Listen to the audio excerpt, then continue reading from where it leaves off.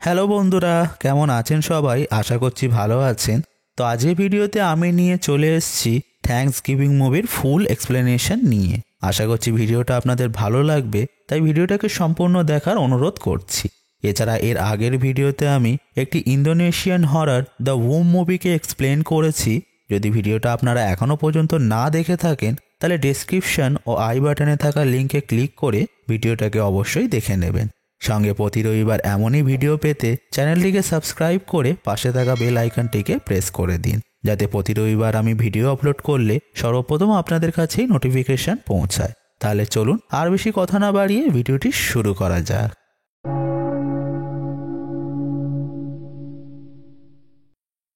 তো মুভিটির শুরুতে আমরা কোলেন্স পরিবারকে দেখি, যারা শহরের বাকি পরিবারদের মতোই থ্যাঙ্কস গিভিং সেলিব্রেট করছিল। ঠিক তখনই বাড়িতে শেরিফ এরিক আসে, যাকে অ্যামান্ডা এসে ওয়েলকাম জানায়। এখন এরিক তাদের জন্য কেক নিয়ে এসেছিল, যেটা সে অ্যামান্ডাকে গিয়ে দেয়। যেখানে আমরা তাদের কথোপকথনের দরুন জানতে পারি যে এরিকের শহরের অনেক মানুষের সঙ্গে সুসম্পর্ক আছে। এছাড়া সে শহরে একাই থাকে, কারণ অনেক দিন আগে তার ওয়াইফ তাকে ছেড়ে চলে গিয়েছে।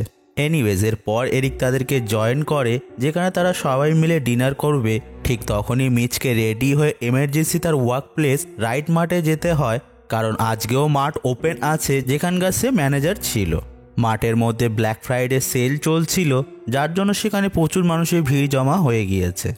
এরপর সিনটি চেঞ্জ হয়, আমরা রাইট মাঠের ওনার থমাসকে দেখি, যে তার পরিবারের সঙ্গে বাড়িতে থ্যাঙ্কস গিভিং সেলিব্রেট করছিল। এখানে আমরা তার মেয়ে জেসিকাকেও দেখি, যে তার বয়ফ্রেন্ড ববির সঙ্গে সেখানে ছিল। যেখানে আমরা জানতে পারি যে জেসিকার মা অনেক দিন আগেই কোনো রোগের কারণে মারা গিয়েছে, যার জন্য তার বাবা থমাস ক্যাথরিনের সঙ্গে দ্বিতীয় বিয়ে করেছে। এখন কিছু সময় তার পরিবারের সঙ্গে দেওয়ার পর জেসিকা তার বয়ফ্রেন্ডকে সঙ্গে নিয়ে বেরিয়ে পড়ে, যার প্ল্যান ছিল বাকি বন্ধুদের সঙ্গে সেলিব্রেট করার। এরপর আমরা জেসিকার বাকি বন্ধুদের দেখি, যাদের নাম হলো scuba, Julia, Gabby oh even. এখন সিনটি চেঞ্জ হয় আর আমরা পুনরায় রাইট মাঠের সিন দেখতে পাই, যেখানে প্রচুর মানুষের ভিড় জমা হয়ে গিয়েছে। রাইট মাঠের মধ্যে আমরা মিচকেও লক্ষ্য করি, যে ওয়ার্কারদের নিয়ে স্টোরকে সেট আপ করছিল। এখানে ভিড়ের মধ্যে অনেক অ্যাগ্রেসিভ লোকজনও ছিল, যারা নিজেদের মধ্যেই ঝামেলা করতে শুরু করে, যাদেরকে সামলানোর জন্য মাত্র দুজন সিকিউরিটি গার্ডই ছিল, যারা ব্যারিকেডস লাগিয়ে তাদেরকে আটকানোর জন্য চেষ্টা করছিল। এদিকে জেসিকা ও তার বন্ধুরা রাইট মাঠের কাছাকাছিই ছিল, যেখানে ইভেন বলে তার একটা নতুন ফোন নেওয়ার আছে, যার জন্য তারাও রাইট মাঠের মধ্যে চলে যায়। যেখানে অলরেডি প্রচুর মানুষ ভিড় করে দাঁড়িয়েছিল, ফলে তারা প্রথমে তো ভিতরে যেতে পারে না, কিন্তু যেহেতু এটা জেসিকার বাবার মাঠ ছিল, যার জন্য তারা পিছনের দরজা দিয়ে ভিতরে চলে যায়। ঠিক তখনই জেসিকার সঙ্গে রায়ানের দেখা হয়, যে তারই কলেজের একটা বন্ধু ছিল। এখানে আমরা জানতে পারি যে রায়ান জেসিকাকে খুবই পছন্দ করে, কিন্তু যেহেতু জেসিকা অলরেডি ববির সঙ্গে রিলেশনে ছিল, তাই সে রায়ানকে ততটা গুরুত্ব না দিয়ে স্টোরের মধ্যে চলে যায়। অন্যদিকে আমরা মাঠের মধ্যে অ্যামান্ডাকেও আসতে দেখি, যে মিচের জন্য রাতের খাবার নিয়ে এসেছিল। সঙ্গে এরিকও ছিল, যার এখানকার ক্রাউডকে কন্ট্রোল করার জন্য ডিউটি পড়েছিল। ঠিক তখনই জেসিকা ও তার বন্ধুরা মিলে সেখানে চলে আসে, যেখানে ইভেন বাইরে থাকা ভিড়কে দেখিয়ে দেখিয়ে মাঠ থেকে জিনিসপত্র নিতে শুরু করে, যেটা দেখে ভিড়ের মধ্যে থাকা কিছু লোকজন খুবই রেগে যায় এবং সেখানে থাকা সিকিউরিটি গার্ডকে উল্টোপাল্টা বলতে শুরু করে। তাই সিচুয়েশন কন্ট্রোলের বাইরে চলে যেতে দেখে মিচ বাইরে চলে আসে এবং ভিড়কে সামলানোর চেষ্টা করে, যার সঙ্গে এরিকও ছিল। কিন্তু ভিড় আরও বাড়তে শুরু করেছিল, তাই মিচ একটা সিকিউরিটি গার্ডকে ভিতর থেকে মাঠের দরজা লক করে দিতে বলে, যাতে ভিড়ে থাকা লোকজন ধীরে ধীরে স্টোরের মধ্যে এন্টার করতে পারে। কিন্তু ঠিক তখনই ভিড়ে থাকা একটা ছেলে এরিকের হাত থেকে মাইক কেড়ে নিয়ে অ্যানাউন্স করে দেয় যে স্টোর ওপেন হয়ে গিয়েছে, যার ফলে তারা ভিতরে যেতে পারে। যেটা শোনার পর ভিড় ব্যারিকেড ভেঙে মাঠের মেন গেটের কাছে চলে যায়, যেখানে অনেক মানুষের চাপে স্টোরের গেটের কাঁচ ভেঙে যায় এবং সবাই একসঙ্গে স্টোরের মধ্যে এন্টার করতে শুরু করে। এরপর মানুষ ফ্রি জিনিসপত্র নেওয়ার জন্য পাগলের মতো ছোটাছুটি ও মারামারি করতে লাগে, যেটা দেখে ইভেন খুব এনজয় করতে শুরু করে এবং সঙ্গে সে ভিডিও রেকর্ডিংও করতে লাগে। এর মধ্যেই ববি একটা সিকিউরিটি গার্ডকে গেটের নিচে চাপা পড়ে থাকতে দেখে, যাকে সে বাঁচানোর চেষ্টা করতে গেলে ভিড়ের মধ্যে কেউ তার হাতের উপর পা তুলে দেয়, ফলে সেখানেই তার হাতের হাড় ভেঙে যায়। সেই মুহূর্তে একজনের গলা গেটের ভাঙা কাঁচে লেগে তার গলা কেটে সেখানেই তার অন স্পট মৃত্যু হয়ে যায়। এদিকে অ্যামান্ডাও সেখানে ছিল, যে ভিড়ের ধাক্কায় নিচে পড়ে যায়। ঠিক তখনই দুজনের ট্রলির ধাক্কা লেগে অ্যামান্ডার মাথা ফেটে গিয়ে সেও সেখানে মারা যায়। সেই মুহূর্তে মিচ অ্যামান্ডাকে খুঁজতে খুঁজতে সেখানে চলে আসে, যে অ্যামান্ডার এমন অবস্থা দেখে সম্পূর্ণ ভেঙে পড়ে। যেখানে এরিকও তার সঙ্গেই ছিল, যে এই অবস্থাটা দেখে ভিড়কে কন্ট্রোল করার জন্য হাওয়াতে ফায়ার করে, আর এখানে স্ক্রিনটি ব্ল্যাক আউট হয়ে যায়। এরপর কাহিনীটি 1 বছর পরে গিয়ে শিফট করে, আর আমরা কোনো হাইড আউট সেট আপকে দেখতে পাই, যেখানে রাইট মার্টের ঘটা সেই রাতের ঘটনাটি ভিডিওতে চলছিল এবং সঙ্গে সেখানে সেই ঘটনার নিউজ পেপার কাটিংও দেওয়ালে লাগানো ছিল। এনিওয়েজ নেক্সট সিনে আমরা কিছু নিউজের সিন দেখতে পাই, যেখানে আমরা জানতে পারি যে ঘটনাস্থলে 3 জনের মৃত্যু ঘটেছিল আর অনেক মানুষ আহতও হয়েছিল। এখানে আমরা এটাও জানতে পারি যে ঘটনাটির পর মিচ তার জব ছেড়ে দিয়েছে, যে সেই রাতে ঘটা ঘটনাটির জন্য রাইট মার্টের ওনারকেই দোষ দিতে লাগে, কারণ সে ছুটির দিনেও স্টোর ওপেন রেখেছিল, যেখানে ভিড়কে সামলানোর জন্য সে মাত্র 2টো গার্ডকেই রেখেছিল, যার জন্য তার ওয়াইফ মারা গিয়েছে। এছাড়া আরও অনেক মানুষ আছে যারা তাদের আপনজনকে হারিয়েছে রাইট মার্টের ওনারের গাফিলতির জন্য। কিন্তু এখানে থমাস লিগ্যাল ম্যাটার থেকে রক্ষা পেয়ে যায়, কারণ সেই দিন রাইট মার্টের সিসিটিভি ক্যামেরা কাজ করছিল না। তাই শহরের কিছু মানুষ তার বিরুদ্ধে প্রোটেস্ট করছিল যাতে তার শাস্তি হয়। এছাড়া পুনরায় থ্যাঙ্কসগিভিং আসতে চলেছে, যার জন্য প্রোটেস্ট আরও বেশি বেড়ে গিয়েছে। এখন থমাস ঘটনাটিকে চাপা দেওয়ার জন্য কিছু চ্যারিটি বাগেরা করে, যেটাতে খুব একটা কাজ হয় না। সঙ্গে আমরা এটাও জানতে পারি যে এবছর থমাস রাইট মার্টকে আরও বড় করে দিয়েছে এবং সঙ্গে সে এবছরও স্টোর ওপেন রাখবে। এখানে নিউজে আমাদেরকে ববিকেও দেখানো হয়, যে খুব ভালো বেসবল প্লেয়ার ছিল, কিন্তু সেই দিন রাতে তার হাত ভেঙে যাওয়ার কারণে সে আর খেলতে পারে না। এছাড়া গত 1 বছর ধরে তাকে আর খুঁজে পাওয়া যাচ্ছে না। এরপর আমরা জেসিকাও তার বন্ধুদেরকে দেখি, যারা টাউনের মধ্যে হওয়া একটা ফেস্টিভ্যালের মধ্যে ঘোরাফেরা করছিল। যেখানে আমরা জানতে পারি যে যেহেতু ববিকে গত 1 বছর ধরে পাওয়া যাচ্ছে না, তাই জেসিকা এখন রায়ানের সঙ্গে রিলেশনশিপে আছে। এনিওয়ে সিনটি চেঞ্জ হয় আর আমরা এরিককে দেখি, যে শহরে আসা নতুন শেরিফকে ওয়েলকাম জানায় এবং তাদের কথাবার্তার দরুন আমরা জানতে পারি যে যখন এই জায়গাটায় বসতি স্থাপন হয়েছিল, তখন এখানকার প্রথম গভর্নর জন কারবার ছিল, আর থ্যাঙ্কসগিভিং এখান থেকেই সর্বপ্রথম শুরু হয়েছিল। তাই জন কারবার এখানে খুবই ফেমাস ছিল, যার মাস্ক পরে শহরের লোকজন ঘোরাফেরা করছিল। এরপর আমরা থমাসকে জন কারবারের বাড়িতে দেখি, যেখানে তার একটা কমার্শিয়াল ভিডিও শ্যুট করার কথা ছিল, কিন্তু কেউ এখানে বাড়িটির জিনিসপত্রগুলোকে ভাঙচুর করে চলে গিয়েছে, যেটা দেখে থমাস প্রচণ্ড রেগে যায়। এখানে বাড়িটির মধ্যে থেকে জন কারবারের অ্যাক্সটাও চুরি হয়ে গিয়েছিল, তাই এরিক থমাসকে শান্ত করে এবং বিষয়টাকে নিয়ে তদন্ত করার কথা তাকে বলে। এরপর আমরা জেসিকাকে তার বাবা থমাসের সঙ্গে কথা বলতে দেখি, যেখানে সে সেই দিন রাতে ঘটা ঘটনাটির জন্য কোথাও না কোথাও নিজেকেই দোষী মনে করছিল, কারণ তার ধারণা অনুযায়ী সেই দিন রাতে তার বন্ধুদেরকে নিয়ে তার স্টোরে যাওয়াটা উচিত হয়নি। আসলে সে বুঝতে পারেনি যে ক্রাউড এতটা ক্ষিপ্ত হয়ে যাবে। এনিওয়েজ নেক্সট সিনে আমরা জেসিকা ও তার বন্ধুদের দেখি, যারা রায়ানের জন্য অপেক্ষা করছিল। ঠিক তখনই জেসিকা সেখানে ববিকে দেখতে পায়, যে গত 1 বছর ধরে গায়েব ছিল। তাই সে যখন তার বন্ধুদেরকে বিষয়টা জানায়, তারা বলে যে সে হয়তো অন্য কাউকে দেখেছে। এখন বিষয়টাকে নিয়ে জেসিকা একটু কনফিউজ হয়ে যায়। ঠিক সেই মুহূর্তে সেখানে রায়ান চলে আসে, তাই জেসিকা বিষয়টাকে একটু ইগনোর করে তারা সবাই মিলে থ্যাঙ্কসগিভিং সেলিব্রেট করার কথা নিয়ে আলোচনা করতে লাগে।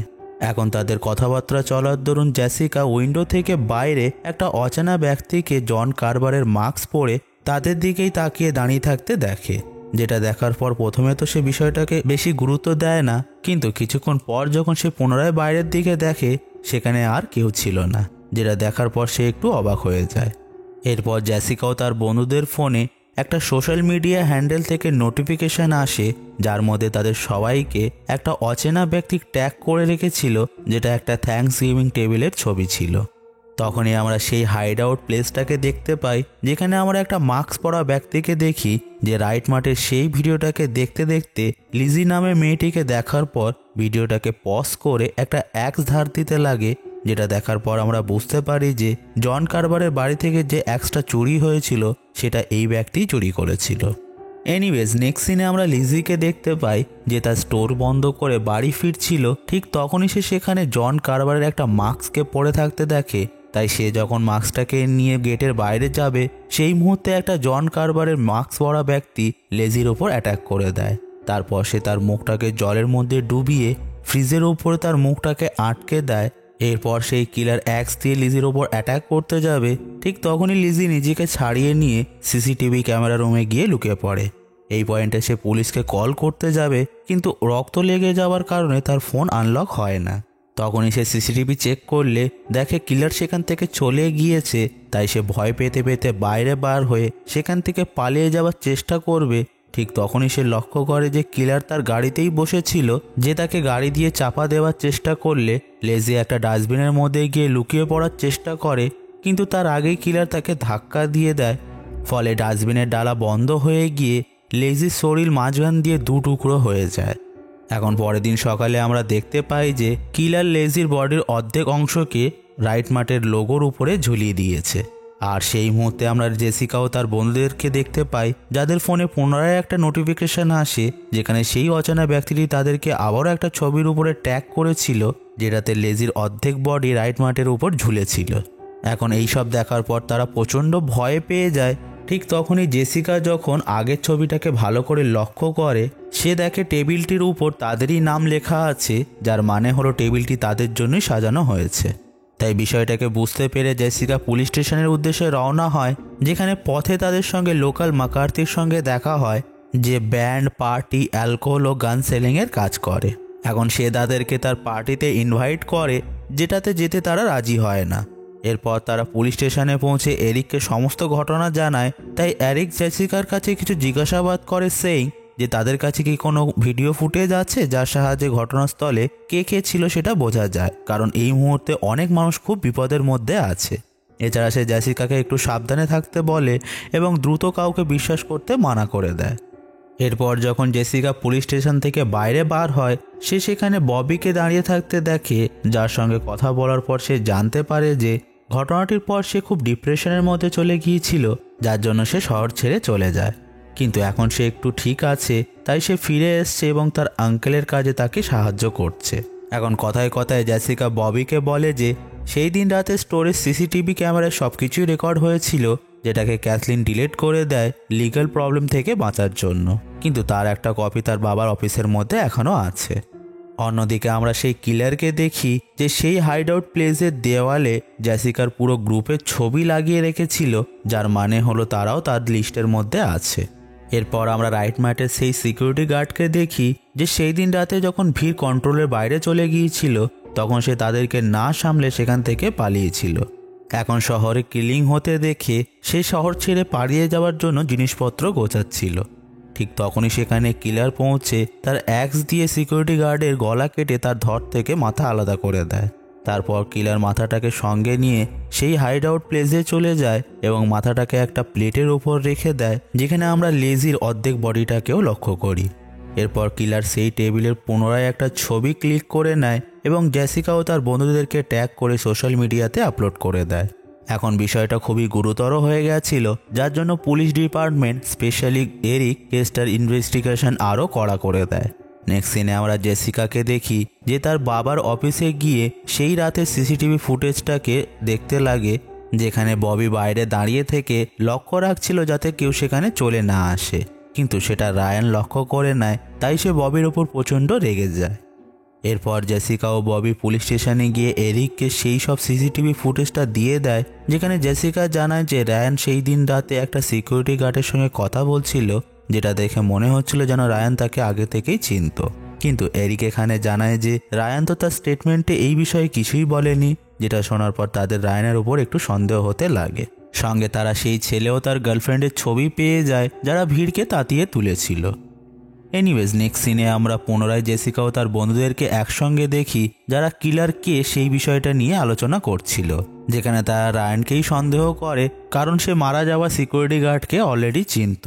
কিন্তু জেসিকা এখানে ববিকেও সন্দেহ করছিল, কারণ এক রাতেই তার পুরো কেরিয়ার শেষ হয়ে গিয়েছিল। সঙ্গে সে হঠাৎ কোথাও উধাও হয়ে যায়, আর যখন থেকে সে ফিরে এসছে তখন থেকেই কিলিং শুরু হয়েছে। এখন তারা এই বিষয়টাকে নিয়ে খুব চিন্তায় পড়ে যায়, কারণ তাদের জীবন খুব বিপদের মধ্যে ছিল। তাই ইভেন এখানে বলে যে তাদেরকেই কিছু একটা করতে হবে নিজেদেরকে বাঁচানোর জন্য। কিন্তু জেসিকা এখানে বলে যে তাদের একটু অপেক্ষা করা উচিত, এছাড়া তার বিশ্বাস আছে যে পুলিশ ম্যাটারটাকে দ্রুতই হ্যান্ডেল করে নেবে। এরপর সিনটি চেঞ্জ হয় আর আমরা রায়ানকে দেখি যে একটা ওয়ার্কশপের মধ্যে ছিল, যেখানে থ্যাঙ্কস গিভিং প্যারেডের জন্য সেট তৈরি করা হচ্ছিল।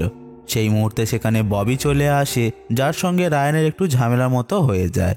ঠিক তখনই আমরা সেই কাপলকে দেখি যারা সেই দিন রাতে ভিড়কে তাতিয়ে তুলেছিল, যাদের কাছে কিলার চলে আসে এবং তাদের দুজনকে ভয়ঙ্করভাবে মেরে ফেলে। ফলে জেসিকাদের স্কুলে হওয়া ম্যাচ ক্যান্সেল হয়ে যায়, যেখানে এরিক তাদের সবাইকে একটু সতর্ক থাকার উপদেশ দেয়। অন্যদিকে আমরা রায়ান ও ববিকে দেখি, যেখানে রায়ান জানায় যে আসলে সে সেই সিকিউরিটি গার্ডের থেকে নেশার জিনিসপত্র নিত, যার জন্য সে পুলিশকে বিষয়টা জানায়নি, নাহলে সে নিজেই ফেঁসে যেত। এদিকে গ্যাভিও ইভেন স্কুলের মধ্যে ড্রেস চেঞ্জ করতে যায়, যেখানে জেসিকা গেটের সামনে দাঁড়িয়ে থেকে তাদের জন্য অপেক্ষা করতে লাগে।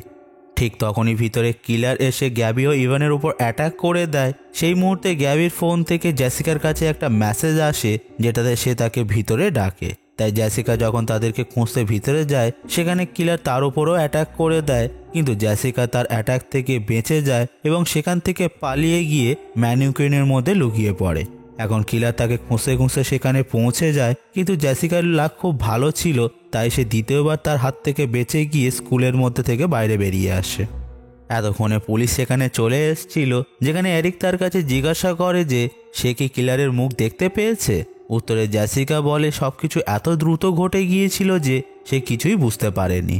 সেই মুহূর্তে সেখানে জুলিয়ার বাবা চলে আসে, যে জুলিয়াকে নিয়ে সেখান থেকে চলে যায়, কারণ তারা শহর ছেড়ে চলে যাচ্ছিল।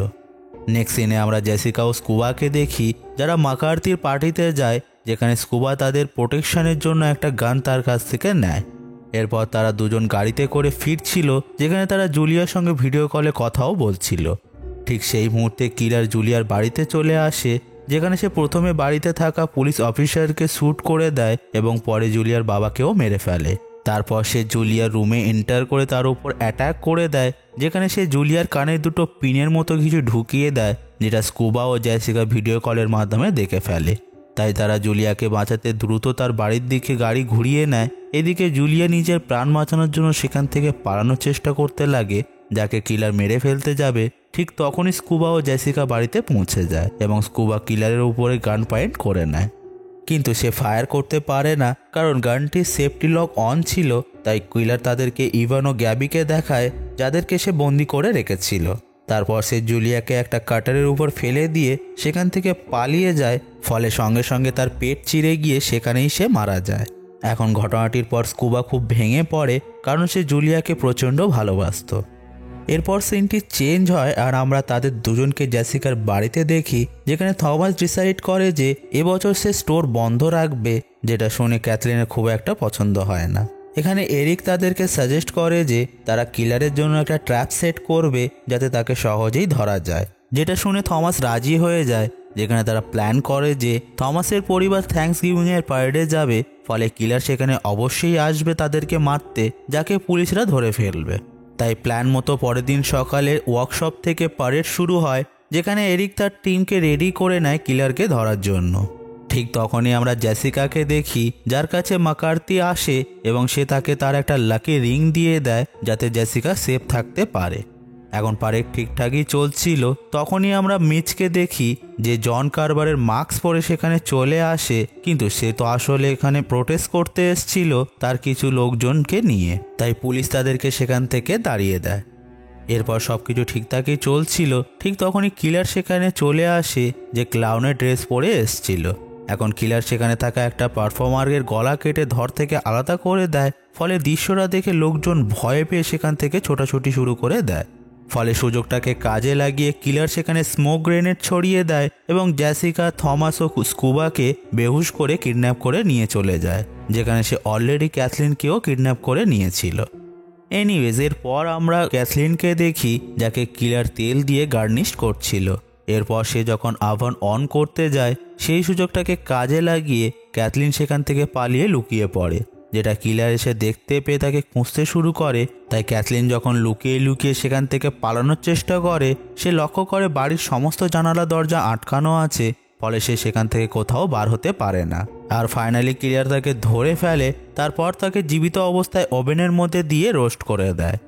এরপর কিলার লাইভ স্ট্রিম অন করে সেই টেবিলটাকে দেখায়, যেখানে সে বাকি সবাইকে কিডন্যাপ করে রেখেছিল। তাই পুলিশ যখন স্ট্রিমিং লোকেশনটাকে ট্র্যাক করে ঘটনাস্থলে পৌঁছায় তারা সেখানে অবাক হয়ে যায়, কারণ সেখানে কেউই ছিল না। শুধুমাত্র একটা ফোন দিয়ে লাইভ স্ট্রিম অন করে সেটাকে একটা মনিটরের সামনে রেখে দেওয়া হয়েছিল, যাতে পুলিশ কিলারের আসল লোকেশন ট্র্যাক করতে না পারে। এরপর আমরা আসল জায়গাটাকে দেখতে পাই, যেখানে কিলার সবার সামনে রোস্ট ক্যাথলিনকে রিভিল করে, যেটা দেখে সবাই প্রচণ্ড ভয় পেয়ে যায়। এখন কিলার তাদেরকে বলে যে তারা সবাই ভিভিআইপি, তাই সে এখনও তাদেরকে বাঁচিয়ে রেখেছে।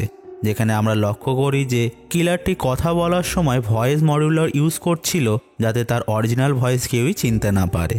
এখন সে ইভেন্টকে বলে যে তারই ভিডিও তাকে ইন্সপায়ার করেছে এই সমস্ত কাজ করার জন্য।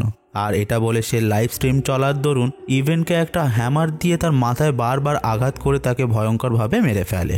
এরপর সে ক্যাথলিনের চামড়া কেটে থমাসকে সার্ভ করে, যেটাতে থমাস প্রচণ্ড ভেঙে পড়ে। এখন সেই মুহূর্তে জেসিকা বুঝতে পারে যে তার হাতে ম্যাকার্থির দেওয়া রিংটাতে একটা ব্লেড আছে, যেটা সাহায্যে সে প্রথমে নিজেকে ছাড়িয়ে নেয়। তারপর সে সেটাকে স্কুবাকে পাস করে দেয়, ফলে সেও নিজেকে ছাড়িয়ে নেয়। এরপর তারা দুজন মিলে কিলারকে ধাক্কা দিয়ে সেখান থেকে পালিয়ে যেতে লাগে, যেখানে কিলার তাদের পিছু নেয়। এখন জেসিকা ও স্কুবা লক্ষ্য করে যে কিলারের হাইড আউটটা আসলে জন কারবারের বাড়িতেই ছিল। ঠিক তখনই সেখানে কিলার চলে আসে, যে স্কুবাকে আহত করে দেয়, কিন্তু সে জেসিকাকে ধরতে পারে না, কারণ সে অলরেডি পালিয়ে যায়। তাই কিলার তাকে ধরার জন্য তার পিছনে যায়, কিন্তু জেসিকা এতক্ষণে জঙ্গল পেরিয়ে শহরের ওয়ার্কশপের দিকে চলে গিয়েছিল, যেখানে সে ইনজার্ড এরিককে রোডের উপরে পড়ে থাকতে দেখে। তখনই সে আশেপাশে তাকালে ওয়ার্কশপের মধ্যে ববিকে যেতে দেখে, যে সেম ড্রেস পরেছিল যেটা কিলারও পরেছিল, যার মানে হলো সেই এইসব কিলিংগুলো করছিল। এদিকে এরিকেরও হুঁশ ফিরে এসেছিল, যে ওয়ার্কশপের মধ্যে যায়, কিন্তু কিছুক্ষণ পরে সে বাইরে বেরিয়ে আসে, যে বলে ববি আসল কিলার, যাকে সে মারার খুব চেষ্টা করেছে, কিন্তু সে তার হাত থেকে পালিয়ে গেছে।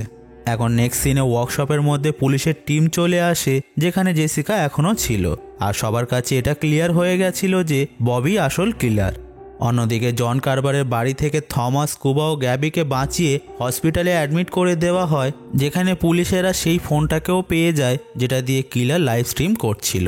এরপর সবাই সেখান থেকে চলে যায়, যেখানে শুধুমাত্র এরিকই ছিল, যে জেসিকাকে হসপিটালে নিয়ে যাওয়ার জন্য তৈরি হচ্ছিল। কিন্তু সেই মুহূর্তে জেসিকা এরিকের জুতোয় সেই কাঁটা মতো জিনিসগুলোকে লক্ষ্য করে, যেটা জঙ্গল থেকে পালিয়ে আসার সময় তার পায়েও জড়িয়ে গিয়েছিল। এই পয়েন্টে সে বুঝতে পেরে যায় আসল কিলার কে, আর এখানে আসে কাহিনীতে আসল টুইস্ট। এখানে এরিকও বুঝে গেছিল যে জেসিকা সবকিছু বুঝতে পেরেছে, তাই সে আসল সত্যিটাকে রিভিল করে, যেটা হলো এরিকই হচ্ছে আসল কিলার, যে অ্যামান্ডার সঙ্গে রিলেশনশিপে ছিল এবং সে তাকে প্রচণ্ড ভালোবাসতো। আর সেই দিন রাতে সে তাদের জন্যই মারা গিয়েছে, যেখানে সে প্রেগনেন্ট ছিল, তার পেটে এরিকের বাচ্চা ছিল। আর এই কারণেই সে যারা যারা ঘটনাটির জন্য দোষী তাদেরকে এক এক করে ধরে মেরে ফেলে তার বদলা নিচ্ছিল। এরপর এরিক জেসিকার উপর অ্যাটাক করতে যায়, কিন্তু জেসিকা এখানে অলরেডি তার সমস্ত কথাগুলোকে লাইভ স্ট্রিমে দেখিয়ে দিয়েছিল, ফলে সবাই সত্যিটা জেনে যায়। এটা দেখার পর এরিক প্রচণ্ড রেগে যায় এবং জেসিকাকে মারতে যাবে। ঠিক তখনই ববি সেখানে চলে এসে এরিকের উপর অ্যাটাক করে জেসিকাকে নিয়ে সেখান থেকে পালিয়ে যেতে লাগে। এখন যেতে যেতে জেসিকা একটা গ্যাস সিলিন্ডারকে অন করে দেয়, ফলে সেখানে থাকা একটা টার্কি ব্যালুন ফুলতে শুরু করে। এরপর তারা ববির গাড়ি করে পালিয়ে যাবে। ঠিক তখনই এরিক সেখানে পৌঁছে গাড়িটাকে একটা রোপের সাহায্যে বেঁধে দেয়। তারপর সে জেসিকার উপর অ্যাটাক করতে যাবে, তার আগেই জেসিকা গাড়িতে থাকা একটা গান দিয়ে সেই টার্কি ব্যালুনের উপর ফায়ার করে দেয়, ফলে খুব বড় একটা ব্লাস্ট হয় এবং এরিক সেই ব্লাস্টেই পুড়ে যায়। এরপর সিনটি চেঞ্জ হয়, আমরা জেসিকা ও বাকি সবাইকে দেখি, যেখানে পুলিশ চলে এসেছিল, কিন্তু পুলিশের টিম এরিকের বডিকে খুঁজে পায় না, যেটাতে তারা ধারণা করছিল যে এরিকের বডি পুড়ে ছাই হয়ে গিয়েছে। এরপর মুভিটির শেষে আমরা জেসিকাকে দেখি, যার একটা নাইটমেয়ার আসে যে জ্বলন্ত এরিক তাকে মারতে এসছে। ঠিক তখনই তার ঘুম ভেঙে যায় আর মুভিটি এখানেই শেষ হয়ে যায়। তো বন্ধুরা, এটাই ছিল থ্যাঙ্কস গিভিং মুভির ফুল এক্সপ্লেনেশন। আশা করছি ভিডিওটা আপনাদের ভালো লেগেছে। যদি ভালো লেগে থাকে তাহলে অবশ্যই কমেন্ট করে জানাবেন, সঙ্গে ভিডিওটাকে লাইক করতে ভুলবেন না। এছাড়া প্রতি রবিবার এমনই ভিডিও পেতে চ্যানেলটিকে সাবস্ক্রাইব করে পাশে থাকা বেল আইকনটিকে প্রেস করে দিন। তাহলে আমি আসবো নেক্সট সানডে এমনই কিছু মুভি এক্সপ্লেনেশন নিয়ে। Till then, keep watching.